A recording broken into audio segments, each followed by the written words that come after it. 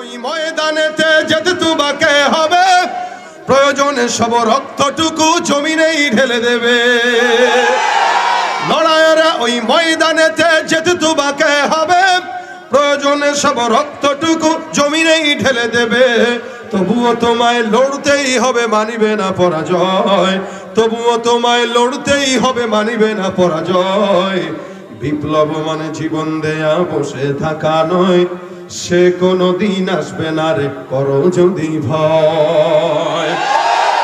আসবে বিজয় রক্ত আর জীবনের বিনিময়, আসবে বিজয় রক্ত আর জীবনের বিনিময়। বিপ্লব মানে জীবন দেয়া বসে থাকা নয়, সে কোনো দিন আসবে না রে, করো যদি ভয়। শাসনের নামে কেউ বা পিছছে মেহনতি জনতারে, ইমানের উপর আঘাত ওরা হানিছে বারে বারে। শাসনের নামে কেউ বা পিছছে মেহনতি জনতারে, ইমানের উপর আঘাত ওরা হানিছে বারে বারে। প্রতারণার ওই ফাঁদে পড়ে মোরা জীবন করেছি ক্ষয়, প্রতারণার ওই ফাঁদে পড়ে মোরা জীবন করেছি ক্ষয়। বিপ্লব মানে জীবন দেয়া বসে থাকা নয়, সে কোনো দিন আসবে না রে, করো যদি ভয়। বিপ্লব মানে জীবন দেয়া বসে থাকা নয়, সে কোনো দিন আসবে না রে, করো যদি ভয়। ভয় করব, করলে যদি করতে হয় মালিকরে করব। তাহলে এই যে চাঁদাবাজি, দুর্নীতি, সন্ত্রাসী, রাহাজানি, যা কিছু বলেন, এগুলো কারা করে? বাংলাদেশে তো মুসলমানই বেশি, তাই না? মুসলমানই করে। যারা করে এরাও মুসলমান, যারা দেয় এরাও মুসলমান, যারা খায় এরাও মুসলমান। কিন্তু আল্লাহ পাক তো সবাইকে মুসলমান বলেন নাই। ওমিনান নাসি মান ইয়াকুলু আমান্না বিল্লাহি ওয়া বিল ইয়াউমিল আখির ওয়া মা হুম বিমুমিনিন। আল্লাহ কয় মানুষের ভিতরে অনেক থাকবে যারা বলবে আমি মুসলমান, আমি ঈমানদার। চোর ঈমানদার মনে করে নিজেরা, দুর্নীতিবাজ নিজেরা কি মনে করে? না, আমাদের দেশের ওই ঈমানদাররা আমি 80 রাকাত তাহাজ্জুদ পড়ছি, 70 রাকাত তাহাজ্জুদ, 80 রাকাত তাহাজ্জুদ তারা পড়ছে। ওদের হুজুর করে ধরে ধরে জেলখানায় নিছে, মুসলমানদের উপর অত্যাচার করছে, আয়না ঘর বানাইছে। 80 রাকাত তাহাজ্জুদ পড়ছে, সমস্যা কি? 80 রাকাত তাহাজ্জুদ পড়ার পরে যদি কিছু গুনাহ করে তাহলে তো মানে বরাবর তো গুনাহও করে, তাহাজ্জুদও পড়ে। এও যে বলে আমি 80 রাকাত তাহাজ্জুদ পড়ছি, সেও মুসলমান দাবি তো করে, কিন্তু আল্লাহ কি বলে তাকে মুসলমান? কেউ ঘুম থেকে উঠলেই যায় নামাজ আর তাসবিহ খুঁজে, আমি যায় নামাজ খুঁজি, মোবাইল খুঁজি না, তাসবিহ খুঁজি, এও মুসলমান দাবি করে।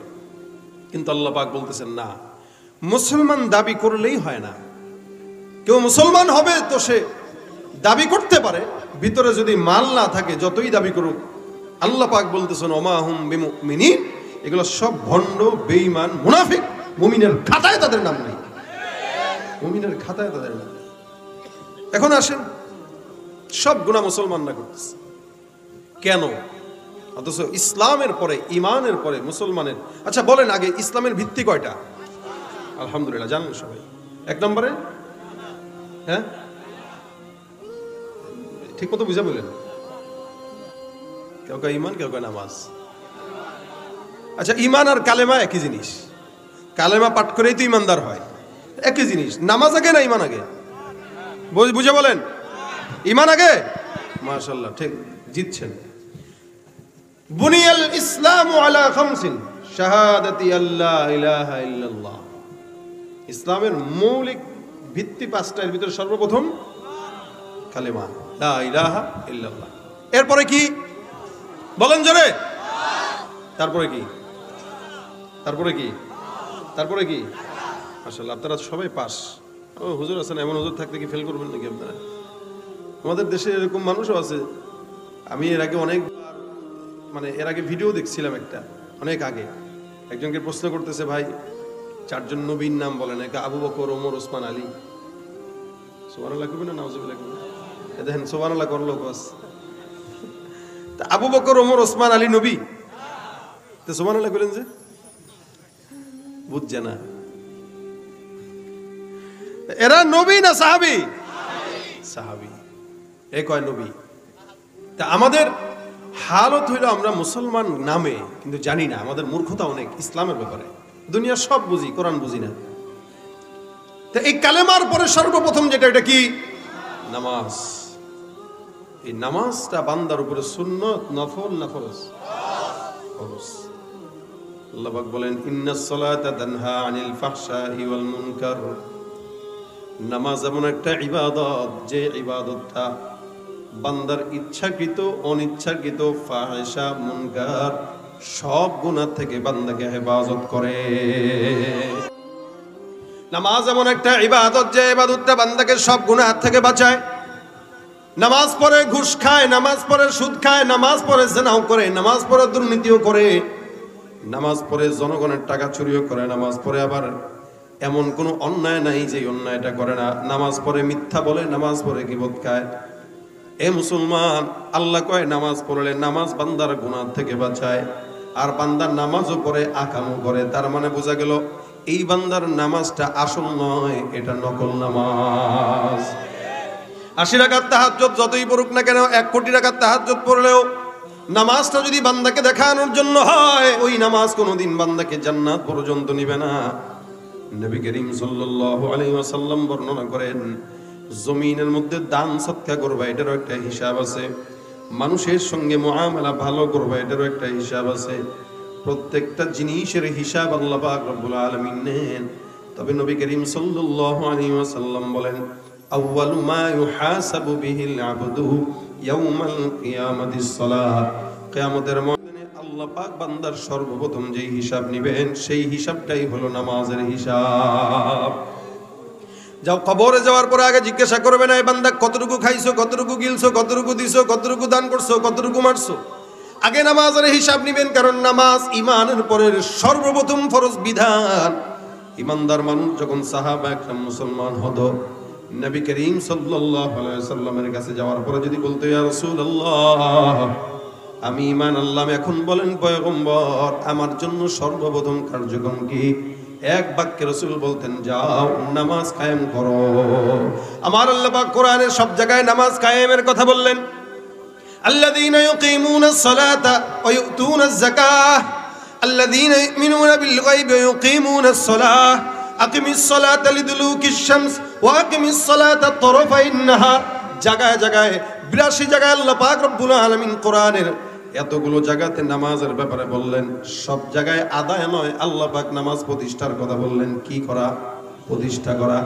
আদায় এক জিনিস, প্রতিষ্ঠা আরেক জিনিস। নামাজ আমাদের দেশে আদায় আছে, মাগার প্রতিষ্ঠা নাই। আদায় মানে নিজে পড়লাম, সন্তান পড়লো কি পড়লো না এটার খেয়াল নাই, নিজে পড়লাম, বিবি পড়লো কি পড়লো না এটার খেয়াল নাই।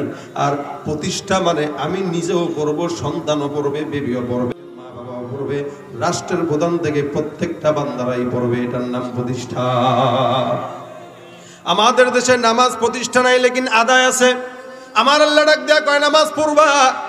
নামাজ আল্লাহ পাক বান্দার উপরে ফরজ করলেন। নবী বলেন, যার নামাজ নাই তার ঈমান নাই। ঈমান আর বেঈমানের মধ্যে পার্থক্য সালাত। ঈমানদাররা 5 ওয়াক্ত নামাজ পড়ে, বেঈমানরা নামাজ পড়ে না।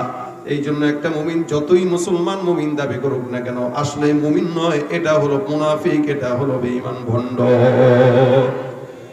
সমাজের ভিতরে আমাদের বাংলাদেশে অধিকাংশ নামাজি শুধুমাত্র আগামীকালের জুমার নামাজি। দেখবেন এশাও পড়ে না, ফজরও পড়ে না, মাগরিব পড়ে না, জোহর পড়ে না, আসর পড়ে না, এশাও পড়ে না। শুধুমাত্র সাপ্তাহিক মুসল্লি জুমার জন্যই আসে। যার কারণে আমাদের দেশের অধিকাংশ মসজিদগুলা হুদাহুদি টাকা নষ্ট করে 5 তলা বানায়। কেন জানেন? এই যে 5 তলা যে বানাইলো, ফজরের নামাজে মুসল্লি হয় 5 জন, ওই শুধু জুমার নামাজে সাপ্তাহিক মুসল্লিদের জন্য মসজিদ হয় 5 তলা। আর মসজিদ নামাজি যারা, এরা তো শুধু জুমা কেন, যতদিন পর্যন্ত ফজর আর জুমার নামাজ একরকম না হবে, মুসলমানের বিজয় সম্ভব নয়। ফজরের নামাজে 5 জন হয়, 6 জন হয়, লাইট ছায়া বলার উঠানো যায় না, সারা রাত মোবাইলের আমল করে। আজানের 5 মিনিট আগে শয়তান কয়, দোস্তরে আর দরকার নাই, ঘুমা, সকালে আবার ডেটিং মারা লাগবে। সকালে সুন্দর করে কোচিং এ যাওয়া লাগে, সকালে ডেটিং এ যাওয়া লাগে, কাজে যাওয়া লাগে, সারা রাত জেগে মুভি দেখায়, নাটক দেখায়, সিনেমা দেখায়, ফজরের আজানের 20 মিনিট আগে ঘুম পাড়ায় দেয়। সারা রাত জাগতে পারছে, 20 মিনিটের জন্য সজাগ থাকতে পারে না। আমার আল্লাহ কয়, যেই বান্দার নামাজ পড়ে না, ওই বান্দার রাসূল সাল্লাল্লাহু আলাইহি ওয়াসাল্লামের কথা অনুযায়ী ঈমান নাই। আবার কিছু কিছু বান্দা আছে যদিও নামাজ পড়ে, এগুলা নামাজ পড়া সত্ত্বেও এগুলা আল্লাহর কথা অনুযায়ী জাহান্নামী। আমার রব্বুল কারীম ডাক দেয়া বলেন, ফাওয়াইলুল ফাওয়াইলুল লিল মুসাল্লিন। সব নামাজি নামাজি না, কিছু নামাজি আছে যারা নামাজ পড়ে জাহান্নামেও যায়, আবার কিছু নামাজি আছে যাদের নামাজটা যাদের জন্য জান্নাতের চাবি হয়ে যায়। আল্লাহর নবী সাল্লাল্লাহু আলাইহি ওয়াসাল্লাম বলেন, আস-সালাতু মিফতাহুল জান্নাহ, জান্নাতের যেই তালা আছে এই তালার জন্য চাবিটাই হলো নামাজ। বান্দা নামাজ ঠিকমতো আদায় করবা, জান্নাতের তালা খুলতে পারবা। কিন্তু আমার আল্লাহ কয় ফাওয়াইলুল লিল মুসাল্লিন, এবং অধিকাংশ নামাজি আছে যাদের নামাজটা যাদের জন্য ধ্বংসের কারণ হয়ে যায়। কোন নামাজিদের জন্য নামাজ ধ্বংসের কারণ? দেখবেন আমাদের সমাজে অনেক নামাজি আছে যারা নামাজও পড়ে, জেনাও করে, নামাজও পড়ে, দুর্নীতি করে, মাত্র মসজিদ থেকে নামাজ পড়ে বের হইলো, টুপিটা মাথার মধ্যে আছে, সিগারেট ধরা, তারপরে চায়ের দোকানে যায়, সিগারেট থেকে তাকায়, নামাজটা পড়ে বের হয়ে গীবত করে, নামাজ পড়ে বের হয়ে শিকায়াত করে, নামাজ পড়ে আবার দুর্নীতি করে, নামাজও পড়ে ঘুষ খায়। ঘুষ তো খায় খায়, সুন্নত মোতাবেক ঘুষ খায়। দেখছেন না কিছুদিন আগে ঘুষ খাইতেছে, কয় ভাই গনে নাও সুন্নত গনে, কি ইখলাসওয়ালা মুখলিস মানুষ, ঘুষ খাইলেও কি মুখলিস। এদিকে নামাজের জন্য আবার দাগও আছে কপালে, আবার এদিক দিয়ে জেনাও করে, অকামও করে, দুর্নীতিও করে। এদের জন্য আমার আল্লাহ ডাক দিয়া বলেন ফাওয়াইলুল লিল মুসাল্লিন। সব নামাজি কিন্তু জান্নাতি নয়, কিছু নামাজি নামাজ পড়ার পর আল্লাহ পাক তাদের জন্য ধ্বংসের বদদুয়া করে। আল্লাহ পাক ডাক দিয়া বলেন আল্লাযীনা হুম আন সালাতিহিম সাহুন আল্লাযীনা হুম ইউরাউন।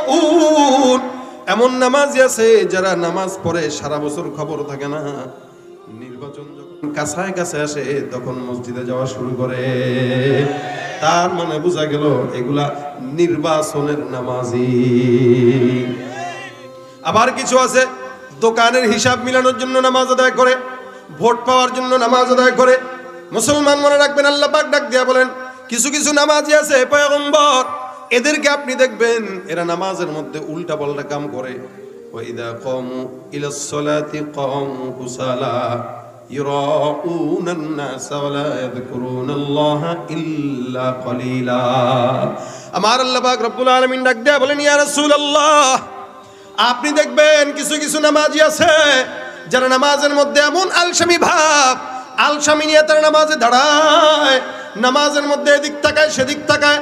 আপনি তাদেরকে দেখবেন এরা নামাজটা অলসতা নিয়ে করে, নামাজের মধ্যে দাঁড়ায় জুতার চিন্তা করে, 150 টাকার জুতার জন্য নামাজের খুশু নষ্ট হয়, আবার নিজের চুরি করার জন্য নামাজ নষ্ট করে।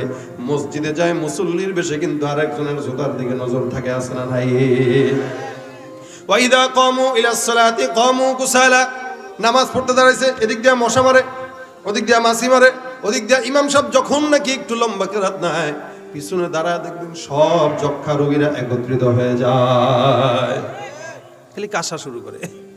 ইমাম সাহেব নামাজটা কেন ছোট করে না? বিশেষ করে রমজান আসতেছে দেখবেন যে মসজিদে যত বেশি দ্রুত তারাবি তত বেশি মুসল্লি। যেই মসজিদে হাফেজ সাহেব যত আসতে পরে ওই মসজিদে মুসল্লি নাকি, এটা কোনো হাতের মানে হাফেজের কাতারে পড়েনি, পড়তে পারে না কিছু না, আলহামদুলিল্লাহ কয় তো শেষ হয় না, কয় তো শেষ হয় না। আর আমাদের মসজিদের হাফেজ বাপরে বাপ, খালি আলহামদু বোঝা যায় আর দলিন বোঝা যায়, কিচ্ছু বোঝা যায় না। ওরে সুবহানাল্লাহ, ফেলাইয়া জান্নাতে চলে যাবে। চিন্তা করার অবস্থা নামাজের মধ্যে কি হাল। এদের ব্যাপারে আল্লাহ পাক বলেন ওয়াইদা কামু ইলাস সালাতি কামু কুসালা, এরা নামাজের ভিতরে আলসামি নিয়ে দাঁড়ায়, নামাজের ভিতরে মাছি মারে, নামাজের ভিতরে মশা মারে। নবী করিম সাল্লাল্লাহু আলাইহি ওয়াসাল্লামের নামাজ আর আমাদের নামাজের মধ্যে পার্থক্য আছে কিনা? এমন এমন পীরের মুরিদ আছে যারা নাকি পীরের দরবারে গেলে নামাজই লাগে না। হায় হায়, আমার নবী কয় ইন্তেকালের আগ মুহূর্তে রাসূল বলেন আসসালা ওয়া মা মালাকাত আইমানুকুম, ইন্তেকালের আগ মুহূর্ত পর্যন্ত আমার পয়গম্বর নামাজের কথা বলেন। আর আমাদের দেশে যে সমস্ত ভণ্ডরা কয় নামাজ লাগে না, বুঝতে হবে এগুলা মুসলমান তো দূরের কথা, এগুলা মুসলমান ইমানদার দাবি করলেও এগুলা ইমানদার হতে পারে না। আল্লাহ পাক রব্বুল আলামিন বান্দাকে নামাজটা ফরজ করলেন। রাসূল সাল্লাল্লাহু আলাইহি ওয়াসাল্লামের নামাজ আর সাহাবীদের নামাজ, আপনার আমার নামাজে আসমান জমিন তফাত। সাহাবা একরাম বর্ণনা করেন, আমরা একদিন পয়গম্বরের পিছনে নামাজে দাঁড়াইলাম। নামাজে যখন আমরা দাঁড়াইলাম, রাসূল নামাজ আদায় করে, আমরা নামাজের মধ্যে দেখলাম পয়গম্বর জবানটাকে মুখটাকে একবার সামনে আগায়, আরেকবার পিছনে নেয়। আমরা আমার পয়গম্বরকে নামাজের পর জিজ্ঞাসা করলাম ইয়া রাসূলুল্লাহ, নামাজের মধ্যে আপনাকে বারবার জবানটাকে সামনে আর পিছনে, সামনে আর পিছনে করতে দেখলাম, কি কারণ? রাসূল বলেন তোমরা কেমনে বুঝলা আমি নামাজে এমন করি? সাহাবারা বলেন বিতাহরিকিল হিয়া, আপনার দাড়ি মোবারক নড়াচড়ার কারণে আমরা বুঝলাম। রাসূল সাল্লাল্লাহু আলাইহি সাল্লাম কয় শোনো, আমি যখন নামাজের মধ্যে দাঁড়াইলাম আল্লাহ পাক রব্বুল আলামিন আমার চোখের সামনে জান্নাতের আঙ্গুরের থোকাগুলো আমার চোখের সামনে তুলে ধরেছে। জান্নাতের আঙ্গুরের থোকাগুলো আমার চোখের সামনে আল্লাহ পাক রব্বুল আলামিন তুলে ধরে। আমি চিন্তা করি একবার নিয়ামত ধরবো, আরেকবার বলি না না এগুলো জান্নাতের নিয়ামত। জান্নাতের নিয়ামত দুনিয়াতে ধরা যাবে না। সাহাবা একরাম পয়গম্বরের নামাজের হালত দেখে, আল্লাহর নবী নামাজের মধ্যে জান্নাতের নিয়ামত দেখতেন। আর আমরা নামাজের মধ্যে দাঁড়াইলে মসজিদের সামনে ঝুলানো সমস্ত ক্যালেন্ডারগুলো 14 বার পড়া শেষ হয়ে যায়। কথা ঠিক না? সামনে ক্যালেন্ডার রেখে দিস, নামাজ পড়তেছে আলহামদুলিল্লাহ রাব্বিল আলামিন আর রহমানির রহিম মালিকি ইয়াউমিদ্দিন ইয়াকা না'বুদু ওয়া ইয়াকা নাস্তাঈন ইহদিনাস সিরাতাল মুস্তাকিম। হঠাৎ করে সামনে নজর চলে গেছে কয় বাইতুল মামুর মসজিদের নামাজের সময় সূচি। আচ্ছা ফজর নামাজটা কয়টায় গো? নামাজের ভিতরে সামনে ঝোলা রাখছে, এই কারণে মসজিদের সামনে ক্যালেন্ডার ঝুলানো উচিত না। এতে নামাজের খুশু কি হয়? কষ্ট হলে বুঝে না। এরা ঘুমাইতেছেন? কথা কয় না? ঘুমাইতেছেন? নামাজের সামনে দাঁড়ায় গেল, আবার সুন্দর করে তেলাওয়াত করে আলাম তারা কাইফা বা'আলা রাব্বুকা বিআসহাবিল ফিল।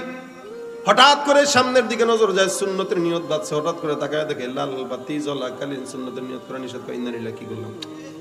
এখন তো বিপদে পড়ে গেছে, কি করবো? 2 রাকাত নামাজের ভিতর টেনশন, কারণ চোখে গেছে ওদিকে লাল বাতি।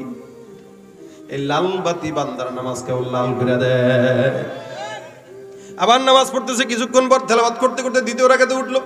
হুট করে পাশের দেয়ালের মধ্যে, পাশের পিলারের মধ্যে নজর গেল, তাকায় দেখে লেখা আছে নামাজের সময় মোবাইল ফোন বন্ধ করুন। এখন তো হাত গেছে গা পকেটে, হায় হায় হায় মোবাইলটা খোলা, যদি বউ ফোন দেয় কেউ আছে না? হয় না? হয় না? এই যে খুশু খুজুর এমন হাল, যার কারণে নামাজি আছে লেকিন নামাজি থাকতেও বাংলাদেশের থেকে গুনাহ দূর হয় না। আবার কেউ কেউ তো আছে নামাজের ভিতরে দাঁড়ায় পোলাপানি নিয়ে মনে করেন মসজিদে আসছে, আসার আগে বিবি বলে দিছে খবরদার সন্তান তো ফেলফেলা খালি বাবার লগে মসজিদে যাইতে চায়, এই মসজিদে গেলে দুষ্টামি করবি না। কয় না আম্মা করতাম না, যাইতে দেন। দিছে যাইতে আসছে, এখন সামনে একটা যাইছে সেজদায় দিছে, পাশায় খোঁজা ভাবে এবার এখান থেকে নামাজের ভিতরে দাঁড়ায় এত কিছু কইতে পারতেছে না, কর্মর করতেছে। উঠছে আর দেখছেন নি আপনারা এগুলা? আমি দেখছি, দেখে বলেই বলতেছি। নামাজের ভিতরে বলার এমনি সাজায়, হায় হায় হায়, হালত কি দেখেন ভাইরা আমার, দেখেন নামাজের হালত এগুলো। আবার কেউ কেউ আছে, কেউ যদি দূরে দাঁড়ায়, হে যদি পাশে দাঁড়ায়, এমনি টান দিয়ে নামাজের শুনে নিয়ে আসে। মক্কায় যদি যান, মদিনায় যদি যান, দেখবেন কত রকম নামাজি ওযু ছাড়া নামাজ পড়ে। আমি একবার গত 2 বছর আগে হারামের ভিতরে বসে মাগরিবের পরে তেলাওয়াত করতেছি, এর ভিতরে এক আল্লাহর বান্দা নাক ডেকে ঘুমাইতেছে। এখন এশারের আজান দিছে, একামত দিছে, মোটামুটি একামত হওয়ার সাথে সাথে সবাই দাঁড়ায়, নামাজে দাঁড়ায় গেছে। এ আল্লাহর বান্দা লাফ দিয়া ঘুম থেকে উঠছে। ওইটা আচ্ছা ভালো কথা, কি রে নাক টেনে ঘুমাইলো, ওই এখন নামাজ পড়ে। তা আমি নামাজের পরে এর দিকে তাকাইতেছি এমনি, যে দেখি এটা কোন দেশের মানুষ। আমি এখানে গেলে কেউ আমার বাঙালি বুঝে না। আমি মোটামুটি আরবদের সাথে কথা কইলে আমার কয় তুই বাঙালি না। তা আমি কেমন কি কয় ফিলিপাইনি। আমি বলে ফিলিপাইনি। আবার কেউ আমি বলে মালয়েশিয়ান। কয় কি আমি বাংলাদেশের, কসম টসম খায় কইলেও বুঝে না এরা। তো এবার কিছু আফ্রিকান গুলোকে কথাবার্তা হয়েছে, এরাও আমার বিশ্বাস করে না আমি বাঙালি। পরে যখন বাংলাদেশি ভালো মতো বুঝাইতে পারছি, তখন বুঝছে যে আসলে বাংলাদেশি। বাংলাদেশের সারা বিশ্বের মানুষ ওখানে যায়, আমি তার দিকে নজর দিয়া চিন্তা করতেছি এটা কোন দেশের হবে, একটু বোঝা দরকার। বেল টেলটো নাই, বাঙালির কোনো যে সুরত থাকে, কোনো শর্ত চিহ্ন থাকে, কিছু চিহ্ন নাই। আমি কি কমু হেরে, জিজ্ঞাসা করা লাগবে তো ওযু ছাড়া কেন নামাজ পড়বো? আমি আস্তে করে জিজ্ঞাসা করলাম, আসসালামু আলাইকুম। ওয়ালাইকুম আসসালাম। মিন আইনা, কি বুঝেন নাই? আমি কই আচ্ছা, আমি কই ওরে কাকু আমি বাঙালি। ও আমি বাঙালি না, আমি কলকাতার। আচ্ছা কলকাতার, বুঝলাম। আপনি অজু ছাড়া নামাজ পড়লেন? অজু তো হারামে ঘুমলে অজু লাগে না, তো অজু ভাঙে না। আমি বাহ, এ তো ভালো ফতোয়া। সারাদিন ঘুমাবো, অজু ভাঙবে না। মানে মানুষের জাহালাত কত উঁচুতে দেখেন। অজু যে নামাজের জন্য শর্ত, এবং রাসূল বলছেন অজুর সাথে বান্দার সমস্ত শরীরের গুনাহগুলো ঝরে যায়। এই কারণে আল্লাহ পাক রব্বুল আলামিন কয় নামাজ অধিকাংশই নামাজি জাহান্নামী, ফাওয়াইলুল লিল মুসাল্লিন। সাহাবা একদম নামাজ পড়তেন, আমরাও নামাজ পড়ি। রাসূল নামাজ পড়তেন, কেমনে নামাজ পড়বেন? আমাদের নামাজ আছে কিন্তু আমাদের নামাজের মধ্যে ইখলাস নাই, নামাজের মধ্যে খুশু খুজু নাই। যার কারণে আল্লাহ পাক বলেন কওমু কুসালা, এরা নামাজ পড়ে ঠিক কিন্তু আলসামি নিয়ে নামাজ পড়ে। এক নামাজের মধ্যে বিবির টেনশন, পোলার টেনশন, ঋণের টেনশন, কিস্তির টেনশন, দোকানের টেনশন, সমস্ত দুনিয়ার টেনশন নিয়ে নামাজে দাঁড়ায়। আর সাহাবা একরাম যেই জিনিসের টেনশনের কারণে নামাজের ক্ষতি হইতো, ওই জিনিসটাই জমিন থেকে আলাদা করে দিতে। সুবহানাল্লাহ। সাহাবী আবু তালহা রাদিয়াল্লাহু তাআলা আনহু একজন বিশাল বড় সাহাবী। উনার বিশাল বড় একটা খেজুর বাগান। ওই বাগানের মধ্যে একদিন নামাজের মধ্যে দাঁড়ায়। নামাজে যখন দাঁড়াইলেন, নামাজের মধ্যে দাঁড়ানোর পর দেখলেন সুন্দর করে একটা ছোট্ট সবুজ পাখি উনার বাগানের মধ্যে প্রবেশ করলো। বাগানের মধ্যে প্রবেশ করার পর তাকায় দেখে পাখিটা একবার ওই ডালে যায়, আরেকবার ওই ডালে যায়। অর্থাৎ পাখিটা বাগানের মধ্যে ঢোকার রাস্তা পাইলো ঠিক, কিন্তু বাগান থেকে বের হওয়ার রাস্তা খুঁজে পায় না। যার কারণে ডানে তাকায়, বামে তাকায়, একবার এই ডাল থেকে ও ডালে যায়। আবু তালহা বলেন আমি একবার পাখির দিকে তাকাই, আরেকবার গাছের দিকে তাকাই। আমার নামাজের খুশু খুশু সম্পূর্ণ নষ্ট। নামাজের ভিতরে পাখির দিকে নজর, যার কারণে আমার নামাজের মধ্যে খুশু খুশু নষ্ট হয়ে গেছে। নামাজটা আমি নগদের উপরে শেষ করে দিলাম, নামাজ সংক্ষিপ্ত করলাম, আল্লাহর কাছে তাওবা ইস্তেগফার করলাম, মালিক তুমি মাফ করে দাও। এই বাগানটা থাকার কারণে বাগানের মধ্যে পাখি প্রবেশ করলো। পাখিটা যখন গাছের ডালের মধ্যে বসলো, আমার একবার ডালের দিকে নজর যায়, আরেকবার পাখির দিকে নজর যায়। আমার এই নামাজের অবস্থাটাই পাখি আর বাগান মিলে 12টা বাজায় দিচ্ছে। আমি নামাজের খুশু খুশু নষ্ট হয়ে গেছে মালিক। আল্লাহর নবীর সাহাবী আবু তালহা সোজা দৌড় দিয়া পয়গম্বরের কাছে চলে যায়, ডাক দেয়া বলেন ইয়া রাসূলুল্লাহ, আমি নামাজের মধ্যে দাঁড়াইলাম, আমার বাগানের মধ্যে একটা পাখি প্রবেশ করলো। এই পাখিটা একবার ডানে যায়, বায়ে যায়, রাস্তা পায় না। গাছের মধ্যে বসে আমার নামাজের খুশু খুশু নষ্ট করলো পাখি আর বাগান যদি না থাকতো পাখিও ঢুকতো না, পাখি যদি না আসতো নামাজ ভাঙতো না। ইয়া রাসূলুল্লাহ, যেই বাগান আমার নামাজের ক্ষতি করলো পয়গম্বর, ওই বাগানটা আমি আর নিজের আয়ত্তে রাখতে চাই না। ওই বাগানটাকে আমি আপনার খেদমতে ইসলামের কল্যাণের জন্য সদকা করে দিলাম। সাহাবা একরাম নামাজের জন্য যেই জিনিসের জন্য নামাজের ক্ষতিগ্রস্ত হতো, ওই জিনিসটা দূর করে দিতেন। হাজী ইমদাদুল্লাহ মুহাজিরে মক্কি রাহমাতুল্লাহ আলাইহি, উনি যখন হিজরত করে মক্কায় যায়, মক্কায় যাওয়ার পর নামাজের মধ্যে দাঁড়ালেন, নামাজ পড়তেছেন। এমন সময় ঘরের মধ্যে একটা চোর ঢুকছে। চোর ঢুকার পর উনার ঘরের মধ্যে যে আসবাবগুলো ছিল, ওই আসবাবগুলো চুরি করে নিয়ে গেছে। ইমদাদুল্লাহ মুহাজিরে মক্কি রাহমাতুল্লাহ আলাইহি নামাজের পর কয় আলহামদুলিল্লাহ। খাদেম ডাক দিয়ে কয় হুজুর, চোর ঘরের থেকে চুরি করলো, আলহামদুলিল্লাহ। কেন বলেন? চোরটারে পাইলে তো পিটান দিতাম। আমাদের দেশে দেখবেন চোর পাইলে মানুষ মারে না, আদর করে মারে, কিন্তু হাজী ইমদাদুল্লাহ মুহাজিরি মক্কি রাহমাতুল্লাহ আলাইহি চোর চুরি করে গেছে, কয় আলহামদুলিল্লাহ। ভাইরা আমার, চোর যখন চুরি করে গেল কয়নি আলহামদুলিল্লাহ বলে। খাদেম জিজ্ঞাসা করলো কেন শুকরিয়া করলেন? হাজী সাহেব ডাক দেয়া বলো, শুনো, আমার নামাজের মধ্যে এই সম্পদগুলো আমার খুশু খুশু নষ্ট করত। প্রতিনিয়ত নামাজের মধ্যে যখন দাঁড়াইতাম, মাথার মধ্যে আসতো চোর যদি ঢুকে চুরি করে যদি নিয়ে যায়। আলহামদুলিল্লাহ এখন ঘরে একটা জিনিসও নাই, যার কারণে নামাজ পড়তে গেলে আর জবানের মধ্যে, মাথার মধ্যে কোনো পেরেশানি থাকবে না। আজ থেকে আমার মাওলার সঙ্গে সুন্দর করে ইবাদতে মনোযোগ বসাইতে পারবো। আলহামদুলিল্লাহ। ওলামা ইকরামদের নামাজ ছিল এরকম নামাজ, সাহাবা ইকরামদের নামাজ ছিল এরকম নামাজ। নামাজের মধ্যে তীর বার করে দিতেন, তীর কামড়ায় দিয়া বের করে দিতেন, ব্যথাও পেত না, কিন্তু সেই তীরটা সজাগ থাকা অবস্থায় 2-4 জন মিলেও ধরে বের করতে পারতো না। তাদের নামাজ তাদেরকে জান্নাত পর্যন্ত নিয়ে গেছে, আর আমাদের নামাজ আমাদেরকে দুর্নীতিবাজ বানায়, জেনাকারী বানায়, সুদখোর বানায়। তার মানে বোঝা গেল আমরা নামাজ আল্লাহর জান্নাতের জন্য পড়ি না, আমরা নামাজ পড়ি ধান্দার জন্য, ঠিক কিনা? এরপরে আবার নামাজ কিছু আছে, নামাজের কথা শুনলে মাথায় ব্যথা হয়, নামাজ তো পড়েই না, নামাজই দেখতেও পারে না, আছে না নাই? তুমি রমজান এলে রাখো না রোজা, দিনকে করো আঘাত, পয়সা কড়ির নেই তো অভাব, দাও না তো যাকাত, ইমানদারির বড়াই করো নেই তোমার ইমান, তুমি ইমানদারির বড়াই করো নেই তোমার ইমান, তুমি কেমন মুসলমান, তুমি কেমন মুসলমান, নামাজের সাথে নাই পরিচয়, মানো না কোরআন, নামাজের সাথে নাই পরিচয়, মানো না কোরআন, তুমি কেমন মুসলমান, তুমি কেমন মুসলমান, ঠিক কিনা? নামাজ জান নাই, তার কি নাই? ঈমান নাই। এই কারণে 5 ওয়াক্ত নামাজ আল্লাহ পাক ফরজ করেছেন। যদিও আমরা 5 ওয়াক্ত নামাজ পড়ি, কিন্তু সওয়াব হয় 50 ওয়াক্তের। কয় ওয়াক্তের? আমার আল্লাহর নবী আল্লাহর কাছ থেকে চায় বারবার কমায় 5 ওয়াক্ত নামাজ ফরজ করলেন। আমার আল্লাহ ডাক দেয়া বলেন, ইয়া রাসূলুল্লাহ, আপনাকে আমি যদিও 5 ওয়াক্ত নামাজ দিলাম, কিন্তু মনে রাখবেন, যদিও সমস্ত সবার আগে 50 ওয়াক্ত নামাজ আমি আপনার উম্মতকে দিলাম, এই 5 ওয়াক্ত কমায় আপনি আনলেন। যদিও বান্দা 5 ওয়াক্ত নামাজ পড়বে, আমি আল্লাহ পাক বান্দাকে এক একটা ওয়াক্তের বরকতে 50 ওয়াক্ত রাকাতের সওয়াব দান করে দিব। এক ওয়াক্তে 10 ওয়াক্ত করে, এক ওয়াক্তে 10 ওয়াক্ত করে 5 ওয়াক্ত পড়বে, 50 ওয়াক্তের সওয়াব আল্লাহ বান্দার আমলনামায় দিবেন।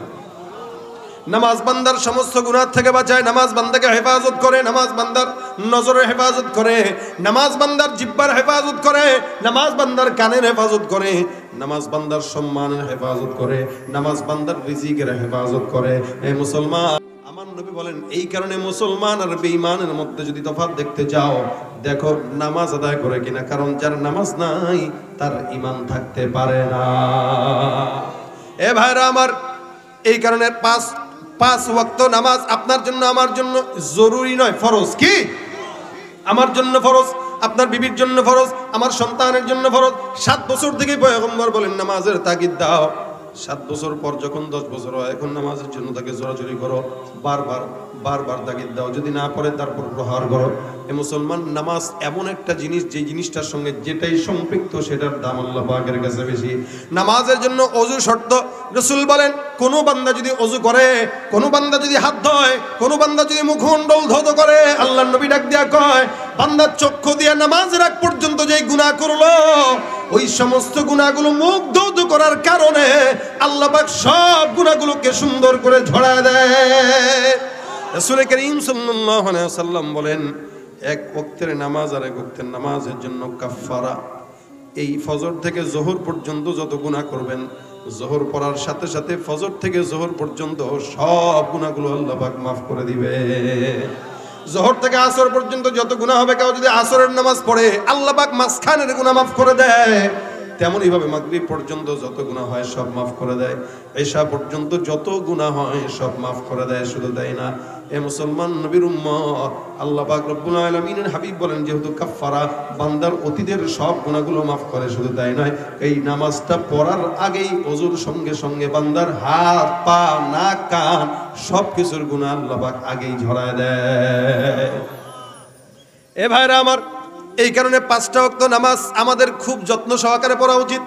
মসজিদের সঙ্গে নামাজের সম্পৃক্ত, ওযুর সঙ্গে নামাজের সম্পৃক্ততা। এই কারণে ওযুর দাম, ওযুর কারণে বান্দার গুনাহ ঝরে যায়। মসজিদের সঙ্গে সম্পৃক্ততা থাকার কারণে আল্লাহ পাক মসজিদের এত সম্মান দান করেছেন। যার কারণে নবী বলেন, কেউ যদি আল্লাহর ঘর মসজিদের জন্য একটা ইট দিয়েও সহযোগিতা করে, এই বান্দার জন্য জান্নাতে আল্লাহ পাক একটা প্রাসাদ বানায় দেয়। মান বানা লিল্লাহি মসজিদান বানাল্লাহু লাহু বাইতান ফিল জান্নাহ।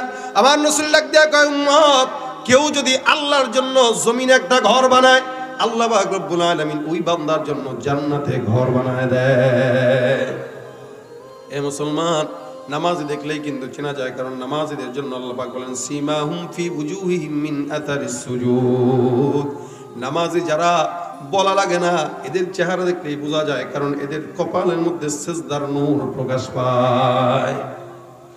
তার মানে নামাজ যে পড়ে না সে ঈমানদার না বেঈমান? বলেন না জোরে, বেঈমান। 5 ওয়াক্ত নামাজ আমাদের পড়া উচিত, শুধু উচিত না, ফরজ। কেউ যদি দৈনন্দিন 5 বার গোসল করে, রাসূল বলেন 5 বার গোসল করানোওয়ালা ব্যক্তির যেমন শরীরের মধ্যে কোনো ময়লা থাকে না, ঠিক তেমনি ভাবে 5 ওয়াক্ত নামাজ পড়ানোওয়ালা মুমিনের গায়ে কোনো গুনাহের দাগ থাকে না। কত মর্যাদাবান একটা ইবাদত, অথচ আমরা এটাকে সবচাইতে অবহেলা করি। খালাস পড়ুনে, বয়স 50, বয়স 60, অথচ 60 বছর বাঁচবে। কে গ্যারান্টি দিছে ওরে বলেন? কেউ দিছে আপনাদেরকে গ্যারান্টি বাঁচবেন 50 বছর? আছে? যেহেতু গ্যারান্টি নাই কতদিন বাঁচবো, এই কারণে এই নিয়তে নামাজ পড়বেন। এশার নামাজটা এই নিয়তে পড়বেন যে এশার নামাজের পর যদি মরি, আল্লাহর কাছে বলতে পারবো আল্লাহ এশার নামাজটা পড়ে আসছি। ফজরের নামাজের পরে যদি মারা যায়, বুঝবেন যে ফজরের নামাজটা পড়ে আসছি, বলতে পারবেন। মুনাফিকের আলামত, রাসূল বলেন মুনাফিকরা ফজর পড়ে না, এশা পড়ে না, আর ইমানদাররা বেঈমানরা নামাজই পড়ে না। এই কারণে দেখবেন ফজরের নামাজ যারা মসজিদ থেকে পড়ে বের হন, দেখেন তো সুন্দর লাগে ফজরের আমল, ফজরের আবহাওয়াটা স্বচ্ছ থাকে, পবিত্র থাকে। কি বলেন? ফজরের নামাজের পরে দেখবেন পরিস্থিতি এত সুন্দর, যদিও শীত কিন্তু আবহাওয়াটা পবিত্র আবহাওয়া, একটা পবিত্র বাতাস। কেন?